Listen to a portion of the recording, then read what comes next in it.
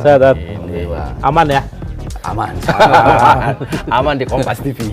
Seorang Anies Baswedan ini sangat tidak diharapkan untuk maju tidak diinginkan malah. Jadi kena faktornya saya nggak tahu. Apakah karena ini dianggap panggung menuju 2029? Apakah ini akan menjadi faktor yang mempengaruhi PKS kelak terkait pilkada? Saya kira isu itu saya juga dengar. Itu kan wajar dong. Kalau berdasarkan fatsun politik, yang paling pantas jadi cawagup adalah PKS. Masih logis kalau PKS jadi cawagup karena paling besar. Sekarang tiba yang di bawah PKS jadi cawagup, PKS tidak dapat apa-apa. Apa kata dunia? Karena PKS sudah mendeklar Anies dan Soebul Iman. PKS tidak akan melacurkan itu untuk. Kalau dengan PDI Perjuangan posisinya gimana? Kalau tadi dengan Anies kan kayak jadi wakilnya. Kalau dengan PDI Perjuangan, PKS kan besar, kan besar kita cagupnya kita. PKS dan nomor 1. dan dengar most likely memang kayaknya jagoannya PDIP yang tersedia sekarang secara survei Ahok. Nggak apa-apa itu. Jadi kan Ahok jadi wakil Soebul Iman gitu. Bisa.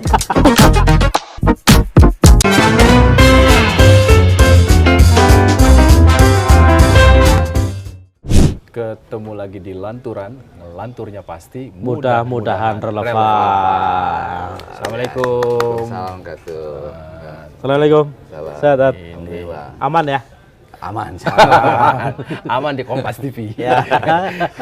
Ini kita hari ini akan Saya banyak lebih akrab bicara. panggil saya Kang Iman aja. Kang Iman boleh. Kang Iman itu anggota DPR pertama kali dari tahun 2009, betul? Ya, betul. Dapilnya DKI 2. Jadi kalau sekarang juru bicara PKS menyebutkan harga mati Anies Soebul Iman, yaitu alasannya itu punya basis. Yang kedua, banyak malang melintang di dunia pendidikan.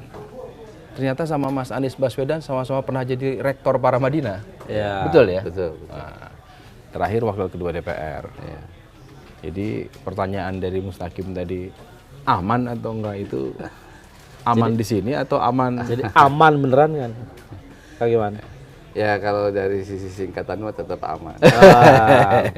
Kalau dari sisi kata tetap aman. Ya namanya politik ya. Nggak ada lah. Kalau orang yang betul-betul berkecimpung di politik itu memastikan sesuatu dalam rentang waktu yang masih ini itu ya susah ya.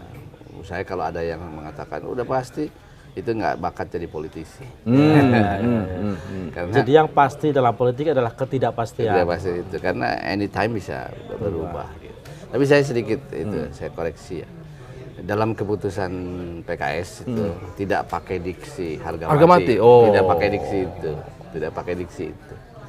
Tapi memang dalam keputusan PKS ini kalau kita mau sederhanakan ya memang PKS mau mengusung Anies kalau Anies mau berpasangan dengan kader PKS. PKS mau Kan itu berarti maknanya kalau memang dia tidak mau ngambil kader PKS berarti tidak mau diusung PKS kan? Kan seperti itu. Kita nggak perlu pakai harga mati. Atau Anies jadi kadernya PKS. Bisa saja, bisa. Tapi spirit yang sekarang ingin dibangun oleh pimpinan PKS ini memang ingin benar-benar kader PKS itulah yang ada di kertas suara. Karena kan saya selalu bersuara di PKS itu kader itu ada dua jenis, kader natural sama kader naturalisasi. kayak main bola. Kader natural itu artinya dia tumbuh besar dalam pembinaan PKS. Gitu. Kalau naturalisasi ya kader yang baru mau bergabung terus udah cepet karena kita butuh dia terus naturalisasi seperti kita butuh Anies termasuk yang naturalisasi dong karena dia tidak tumbuh dalam pembinaan di PKS kan. Nah, tentu loyalitas kepada partai tentu berbeda dong antara yang natural dengan naturalisasi. Itu kan make sense lah begitu ya, common sense lah gitu. Tapi bukannya naturalisasi ini sudah jadi apa ya? Barang yang dianggap lazim sebenarnya dalam konteks politik kita di Indonesia hari ini. Iya, saya kira betul lazim gitu ya. Tetapi tadi kembali bahwa saya katakan dalam keputusan pimpinan PKS kali ini, pimpinan PKS itu menginginkan kader natural yang ada di dalam kertas suara. Oke. Tapi bukannya ada, kalau saya nggak salah, mau saya dikoreksi kalau saya keliru, bukannya ada dua opsi katanya buat Mas Anies ini. Satu, kalau Mas Anies mau maju, pilihannya adalah satu, dia jadi kader PKS atau dia maju bersama kader PKS. Itu benar memang. Itu tadi, pilihannya. ya kan? Sebagai naturalisasi. Artinya ada kemungkinan misalnya sebagai kader naturalisasi dia tetap bisa maju tanpa harus gandeng kader natural PKS itu.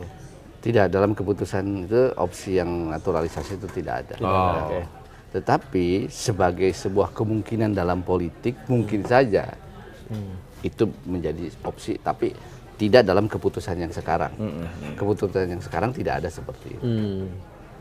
Artinya bisa dikatakan saat ini misalnya Anies kalau ingin diusung sama PKS harus gandeng kader Ya, PKS begitu. seperti itu. Kalau enggak ya Anies maju sendiri. Ya. Terus apakah ini nggak menutup ruang koalisi dan komunikasi dengan partai-partai lain nantinya, Kang Iwan?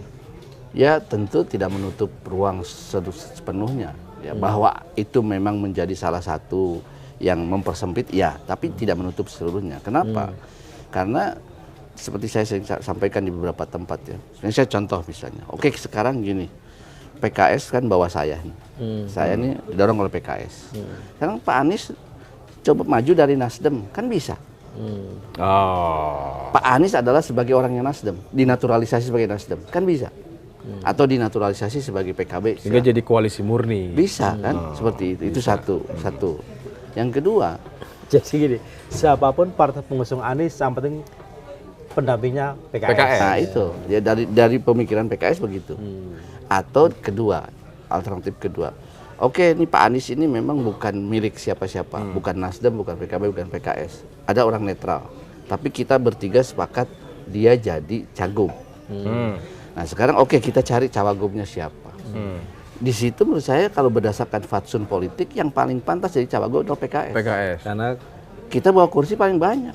Pemenang pemilu, Pemenang pemilu Kan di akan- Jakarta. Masih logis kalau PKS jadi cawagup karena paling besar. Sekarang tiba yang di bawah PKS jadi cawagup, PKS gak dapat apa-apa. Apa kata dunia? Sebagai Fatsun partai politiknya pemenang. nggak masuk dong. Maksudnya Kang Iman, sebagai partai pemenang pemilu di DKI, mau jadi nomor 2 aja sudah bagus. Sebenarnya idealnya nomor 1.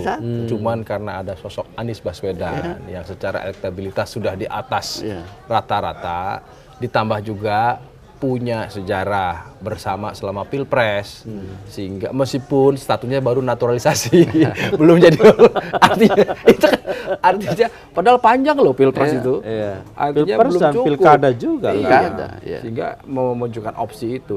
Saya malah berpikir begini, kenapa ya PKS gitu begitu menempatkan Anies, ini kita dari luar ya, begitu menempatkan seorang Anies Baswedan ini sebagai sosok, sebagai individu di DKI Jakarta yang tak terkalahkan gitu. Seolah-olah tak terkalahkan. Seolah terkalahkan. Karena Sehingga, belum kan sehingga pilkadanya. rasionalisasi politiknya itu selalu mengatakan ya udah Anies dengan PKS, kenapa enggak mencoba mencari alternatif lain? PKS sebagai kursi terbanyak, ya kan? Ada PD Perjuangan yang sedang sendirian gitu. Kenapa enggak dibuat itu sehingga itu berjalan paralel? Tapi kalau sekarang sepertinya menempatkan Anies itu sebagai yang paling prioritas gitu. Iya. Saya kira itu penjelasannya mudah. Penjelasan mudah. Pertama atas perjalanan sejarah ke PKS dengan Anies. Itu kan menimbulkan satu situasi di mana ada tingkat kesukaan yang luar biasa dari konstituen PKS. Preferensinya ke Anies itu tinggi. Tinggi ya. Termasuk di pileg kemarin ya. Ya, itu kan sebuah partai politik ketika tahu grassroots-nya begitu terus kita mengambil keputusan yang lain kan itu tidak masuk akal. Itu satu.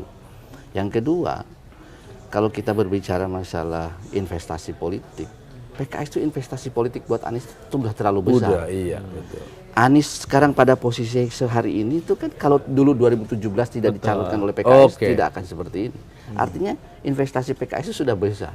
Begitu dia sudah ada pada posisi itu, eman-eman masak oleh PKS di Pas. Ya dong, kita cari manfaat dari Anies untuk PKS kan. Seperti Jadi itu kan. Kang Iman ini mengingatkan Anies kalau sampai nggak ngambil wakil dari PKS kebangetan. Sebetulnya kalimat itu dari Pak Saiho kan. Pak Anies kemarin Bapak Anies ini 2017. sudah didukung PKS dari 2017, 2024 kemarin, di Pilpres kan. Sekarang giliran Pak Anies dukung, kan begitu bahasanya, gamblang sekali. Jadi itu. Nah, yang tambahan penjelasan yang lain, ya juga memang situasi hari ini Anies nih juara di sini gitu loh.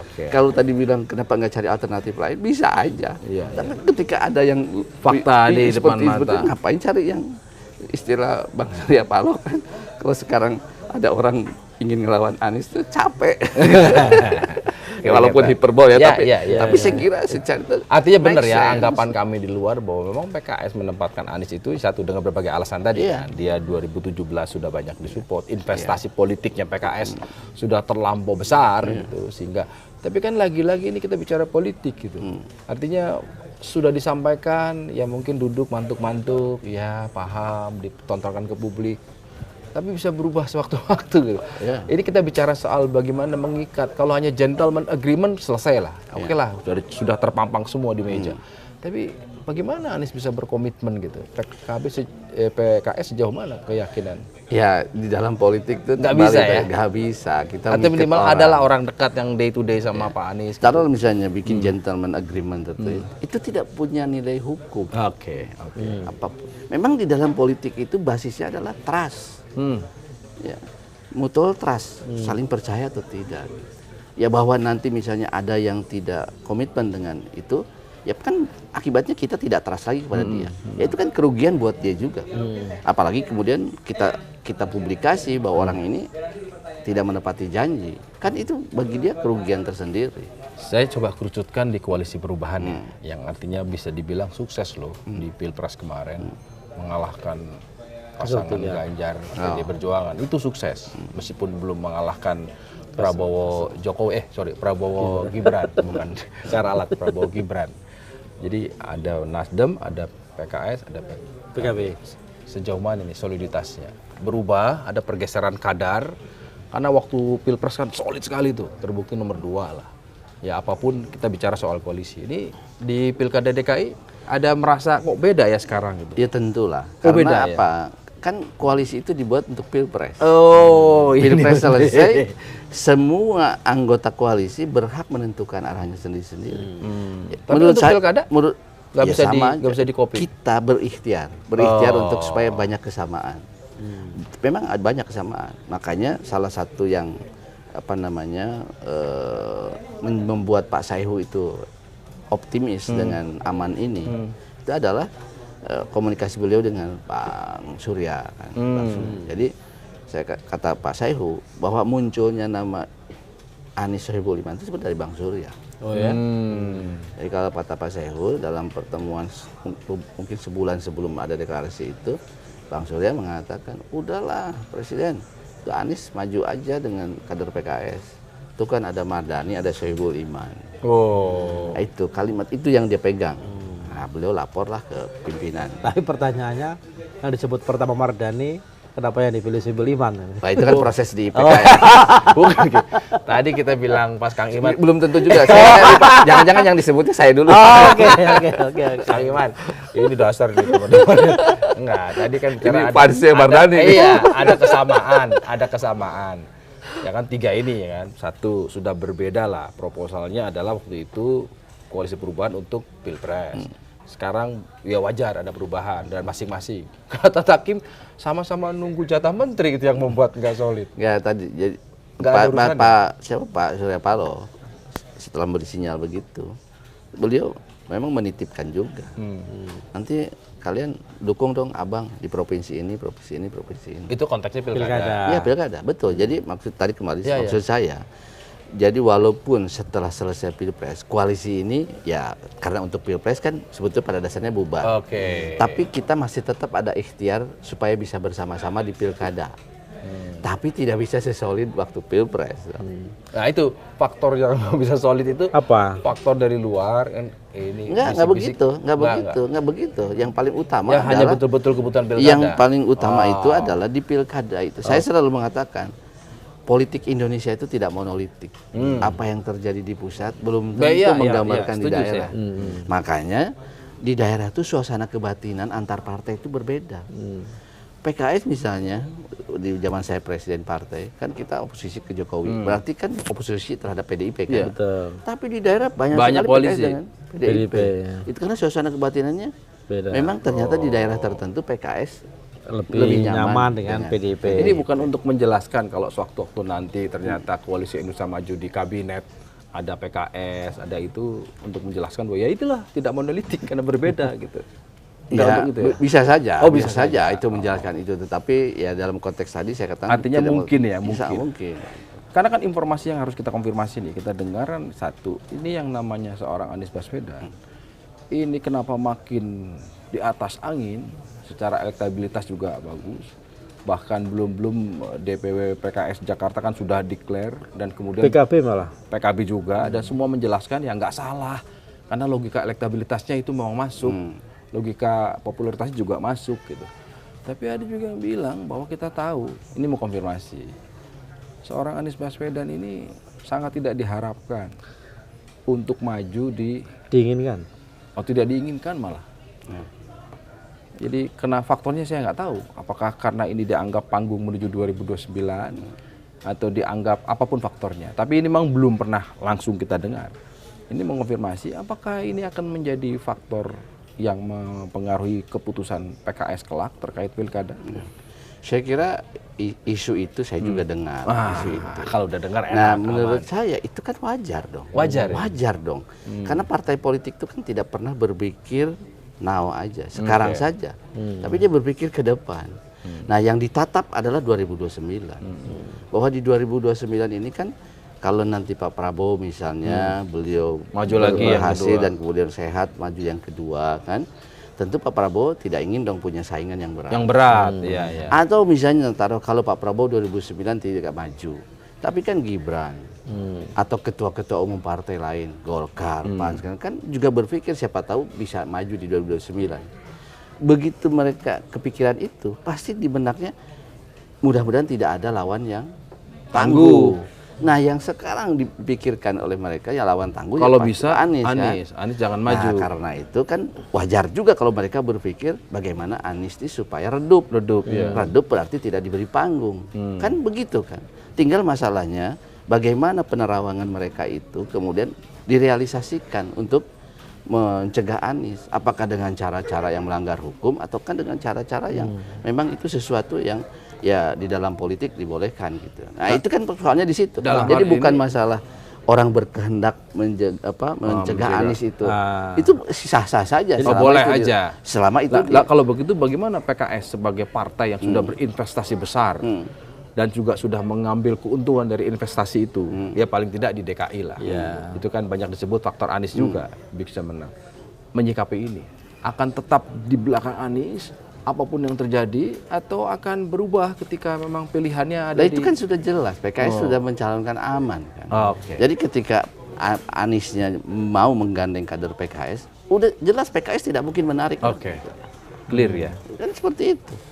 Silakan dicek di mana. Begitu PKS sudah membuat keputusan, PKS tidak pernah kecuali kemudian yang memutuskan pihak lainnya. Nah, maksudnya PKB yang pikir-pikir yang enggak, kita tidak bisa sebut kan kasusnya banyak. Kasusnya banyak. Kan kalau 3 pihak lain tinggal 2 berarti. Enggak. Dalam maksud saya contoh-contoh yang ada di pilkada macam-macam PKS. Banyak. Artinya kalau saya tadi kembali ke 3 partai tadi itu kan sudah selesai PKS. Bang Kang Iman mau ngomong PKS tidak akan membatalkan calon Anies Baswedan kecuali PKS ditawari masuk kabinet itu. Itu bisa jalan paralel atau gimana? Atau pilihan? Kalau dalam menurut bacaan saya Kang ya, Iman ya. Karena itu ada di luaran ya. Ini rumor liar aja Kang Iman. Kan ada katanya yang tadi kita bilang tidak disukai itu kan juga sebenarnya kan melanjutkan proses yang sama di Pilpres lalu kan. Kita juga udah tahu bagaimana prosesnya gitu loh. Nah, artinya kan upaya-upaya dalam tanda kutip gitu ya untuk bagaimana katakanlah Anies ini tidak maju itu kan pasti akan dilakukan misalnya entah langsung lewat PKS-nya misalnya atau partai-partai yang punya potensi untuk mengusung Anies. Nah, kalau PKS sendiri apakah sudah ada upaya-upaya untuk itu oleh pihak lainnya tidak menginginkan Anies? Ya, nah, didekati lah. Saya buat saya ini kesempatan saya mengklarifikasi ya.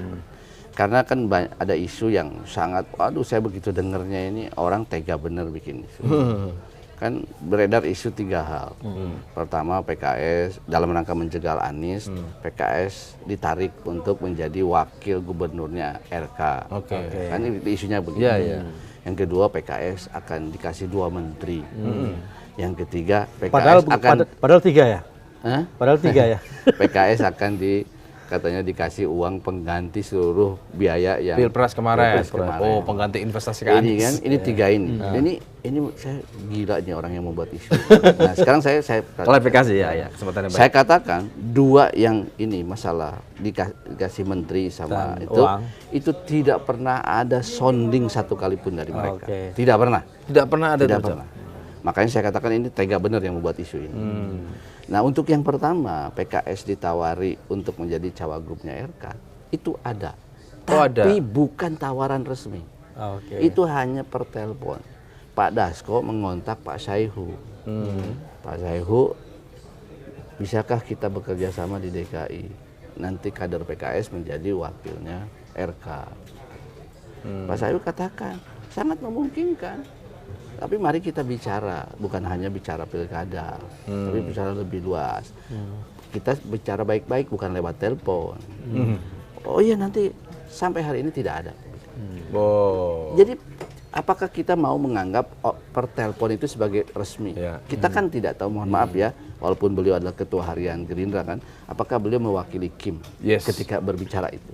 Kan kita nggak tahu, ya kan? Yang kedua dalam konteks RK kan RK Golkar Ya. kan? Nah, memang kemudian setelah itu RK pun ngontak ke Pak Saihu, menyampaikan hal yang sama. Tapi begitu diajak ketemu nggak mau juga. Oh, RK juga tempat telepon Pak Saihu. Sempat informasi dari Pak Saihu begitu. Menawarkan wakilnya Ya, dari beliau PKS. katakan ini kayaknya saya dicalonkan ya dari Kim katanya untuk Di menjadi DKI. DKI ini. Nah, saya ingin mengajak PKS untuk Oh, mungkin menjadi waktu wakil itu saya. belum tahu kalau ada putra yang satunya juga mau dijadiin wakil. Waktu itu memang belum masuk Nah, pembicaraan. kan belum. Itu Ya, Kaisang belum masuk belum masuk pembicaraan. bursa. Tapi waktu itu cuman Ridwan Kamil aja. iya. Jadi saya katakan klarifikasi 3 isu Tidak itu. pernah ada ya? Yang 2 itu tidak pernah ada. Itu benar-benar menurut saya fitnah luar biasa. Oh, digoreng gitu ya. Nah, yang pertama ada tapi tidak resmi. Oke, lewat telepon itu, Lewat telepon Dasko. itu. Dan ketika diajak bicara baik-baik ini sampai hari ini tidak ada. Apakah kita akan mengatakan itu sebuah tawaran resmi? Iya, Kan iya. enggak dong. Ada PKS menganggap menurut Kang Tapi Iman menganggap itu kalau nggak serius. resmi mau.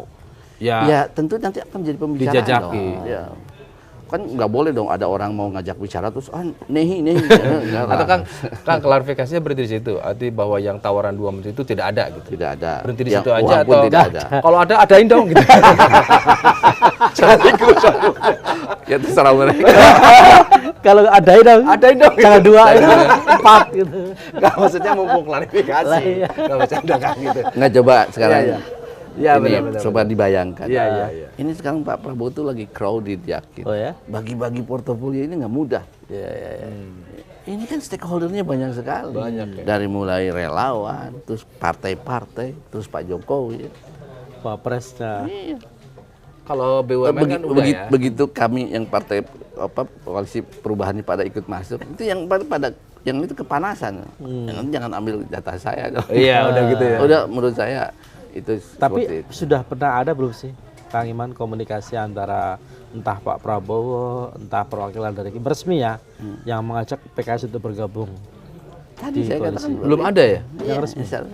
Belum ada. Kalau obrol-obrol baru Tapi ya. kalau dalam konteks pilkada itu ada. Oke. Contohnya kan Sumatera Barat, Barat. jadi itu Ya, barang ya, kan. ya, ya. Memang Sekjen Gerindra datang resmi kepada PKS, ingin berkoalisi dengan PKS dalam konteks Pilgub Sumatera Barat, sambil menyodorkan Nama. kadernya untuk jadi calonnya wakilnya Pak Mahyildi. Komunikasi itu ada jelas dan itu sudah real kan, sekarang sudah deklarasi.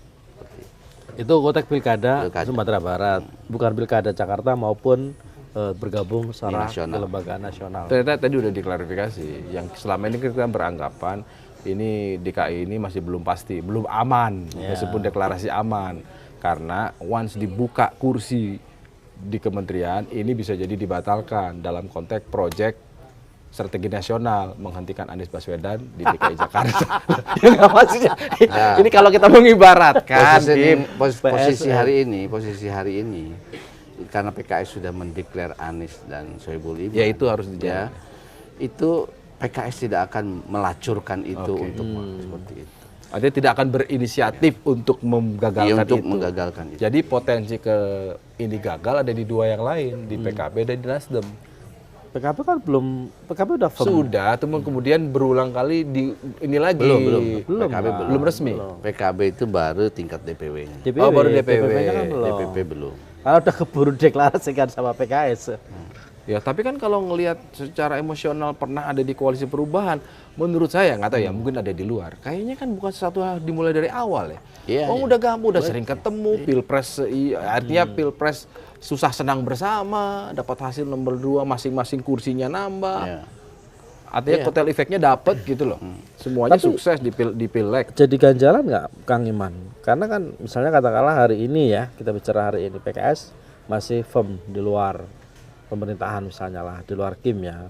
Sementara Nasdem dan PKB kan kabarnya ya kemungkinan akan gabung ke Kim itu loh. Apakah itu tidak akan jadi ganjalan misalnya dalam proses pencalonan aman ini? Ya. Jadi gini, mungkin saya harus lebih tegas ya. PKS kan di luar pemerintahan Jokowi loh. Pemerintahan Prabowo belum ada. Oke. Menarik nih. Di luar pemerintahan Pemerintahan Jokowi Prabowo dan ada. akan istiqomah sampai dengan berakhir Oktober. pemerintahannya Jokowi. Menurut saya jangan Tapi di luar- dicampur-campur. Iya. PKS sekarang ini di luar pemerintahan iya, tapi di luar pemerintahan Jokowi. Artinya belum tentu berada di luar pemerintahan Belum tentu. Prabowo. Kalau gitu enggak, ya. pemerintahan belum ada. Kenapa kita bicara sesuatu yang belum ada? Ya. Nih, Boleh. Jangan-jangan satu yang nggak yakin. Bukan.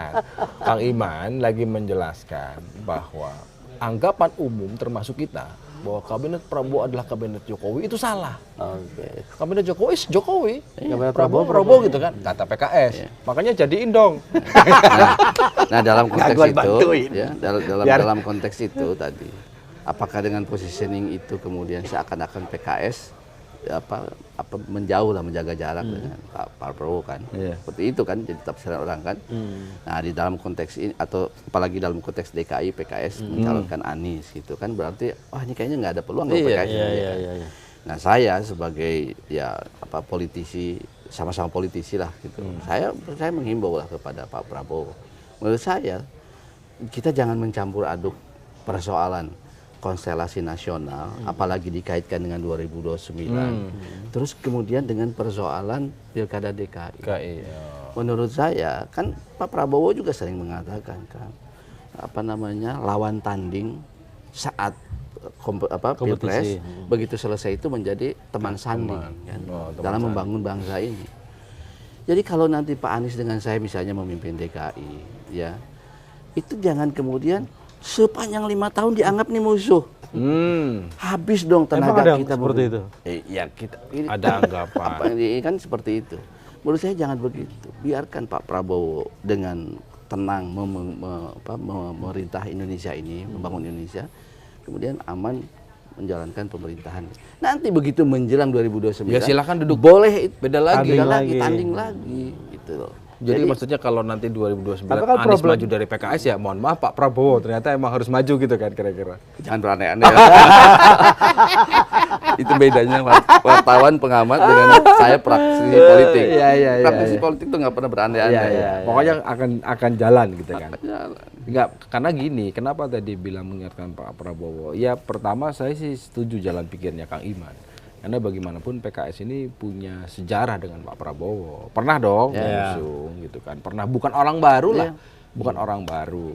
Tapi sekarang kan juga kita harus realistis dong. Masa Pak Iman nggak membaca bahwa bagaimanapun sampai sekarang Pak Prabowo masih dibayang-bayangi oleh seorang Jokowi. Situasi itu sampai dengan sebelum Oktober kan agak susah bergerak.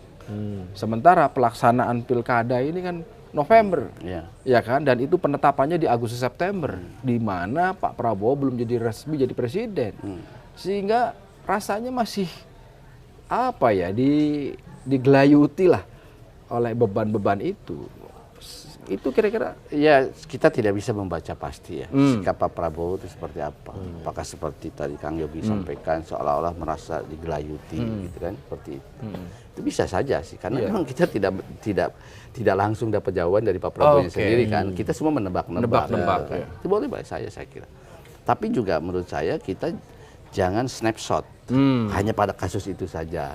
Kita harus coba lihat yang lain holistik ya. Misalnya menurut saya satu hal yang memberi sinyal bahwa Pak Prabowo itu ya dia punya dignity, dia punya ini sikap dia sendiri ya. Misalnya ketika berbicara IKN, saya terus terang ketika beliau diwawancara di Qatar, itu kan sangat luar biasa kan.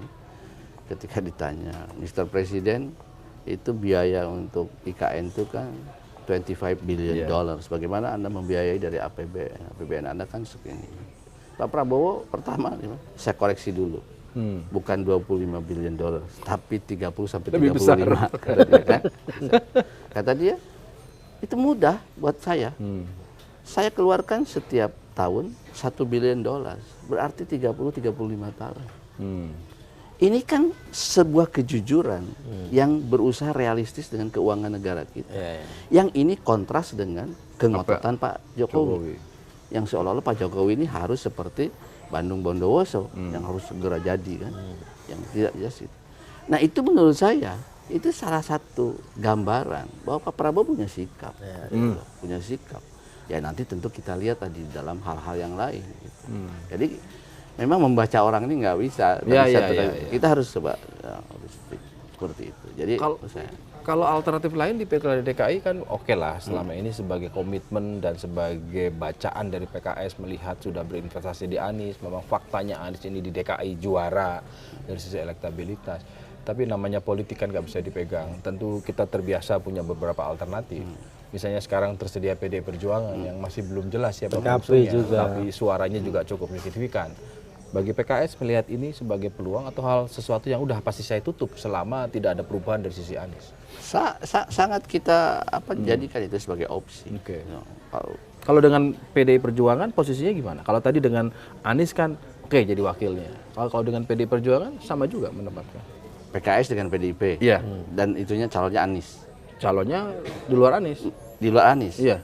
Ya kita tentu akan berusaha tadi pakai. Kita PKS kan besar, lebih besar. Ya, kita berusaha kita cangkupnya kita. PKS dan nomor 1. Sekalipun yang ini bukan berandai deh, tapi yang kita dengar most likely memang kayaknya jagoannya PDIP yang tersedia sekarang secara survei Ahok. Iya. Nggak apa-apa itu. Iya dong, dalam konteks jadi kan Ahok jadi wakil Soebul Iman gitu. Bisa aja. Bisa aja. Bener ini? Bisa aja. Ini dari hati yang paling dalam atau sebenarnya? Enggak, saya membaca keputusan pimpinan PKS. Kalau dari karena di pimpinan PKS kan keputusannya itu ketika Anies Soebul Iman ini karena ketidakcukupan suara kursi sehingga tidak bisa jalan, maka alternatif berikutnya adalah PKS membangun koalisi dengan partai lain di mana kader PKS jadi cagup ataupun juga jadi cawagup. Oh, ataupun juga jadi cawagup. Oh, ada opsi itu ya. Iya, jadi kita bisa kemudian kalau sekarang fokusnya ke Nasdem sama PKB, tapi kemudian entah bagaimana ini tidak bisa, itu sudah dibuka bahwa PKS bisa membuka koalisi dengan partai lain. Berarti partai lain di sini kan bisa dengan PDIP, dengan bahkan PKB. Dengan Kim juga bisa. Oh iya, ya. Dan itu akan jauh lebih baik ya kalau dengan Kim. Dengan Kim juga bisa, tapi kita nggak tahu dengan siapa. Jadi tidak statis gitu. Keputusan PKS itu tidak statis. Oh iya. Ada seperti itu. Tapi pilihannya Kang Iman, misalnya katakanlah PKB misalnya atau PDI kita mau koalisi misalnya dengan PKS, tapi misalnya katakanlah Aniesnya di take out. Tapi ada kader yang maju dari PKS, misalnya katakanlah Kang Iman misalnya, entah cagup, entah cawagup gitu loh. Itu lebih milih mana? Antara tetap bertahan dengan Anies Soebul Iman misalnya, meskipun berdua katakanlah ya sampai di ujung dengan Nasdem misalnya, ataukah misalnya berkoalisi besar misalnya dengan PDI dan PKB tanpa Anies? Ya kalau menurut saya paling ideal tadi antara PKS dengan Nasdem tetap stay bertahan gitu. Saya kira kan kita bisa mengkalkulasi apakah ini kalau kita tahan sampai di ujung ya, ini kemungkinan besarnya jadi apa enggak. Kalau kalkulasi kita tidak jadi, kita kan akan ketinggalan kereta. Betul. Pasti pimpinan PKS akan membuat keputusan lain. Iya. Itu kan sangat apalagi ada beban loh moral bagi PKS. Kenapa? Partai pemenang pemilu di DKI, masa kalah pileg? Ini kan ngeri ya gini Mas.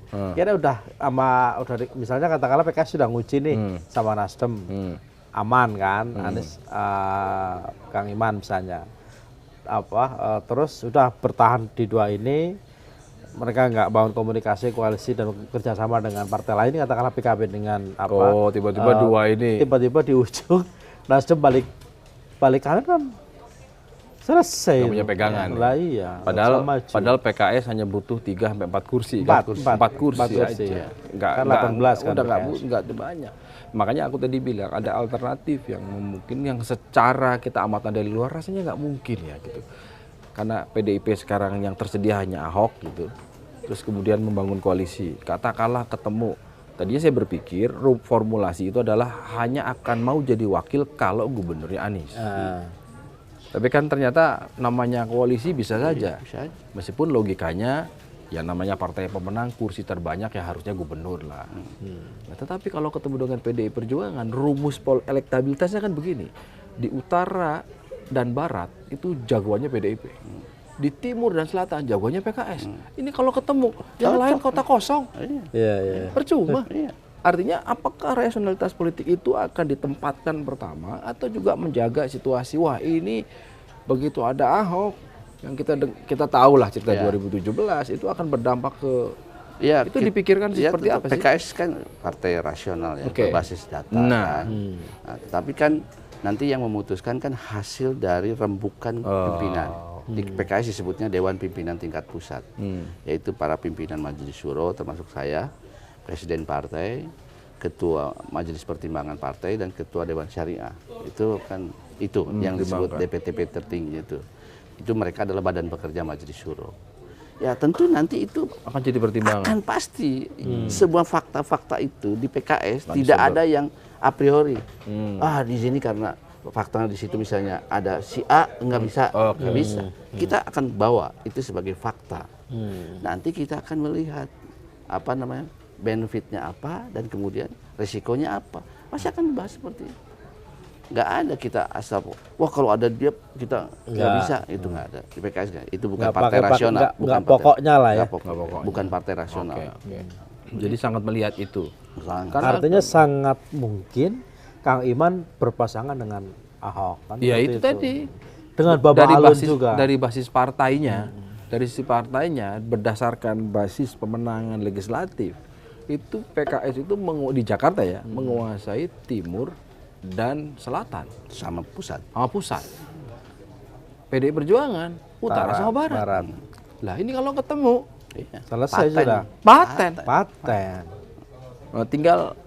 Tapi udah ada komunikasi belum sama PDI PKS? Belum pernah kayaknya ya. Kalau saya tanya Pak Presiden, Pak Saihu, dia katakan ada komunikasi. Oh sudah komunikasi. Ada komunikasi. Tapi dalam bentuk seperti apa saya nggak tahu.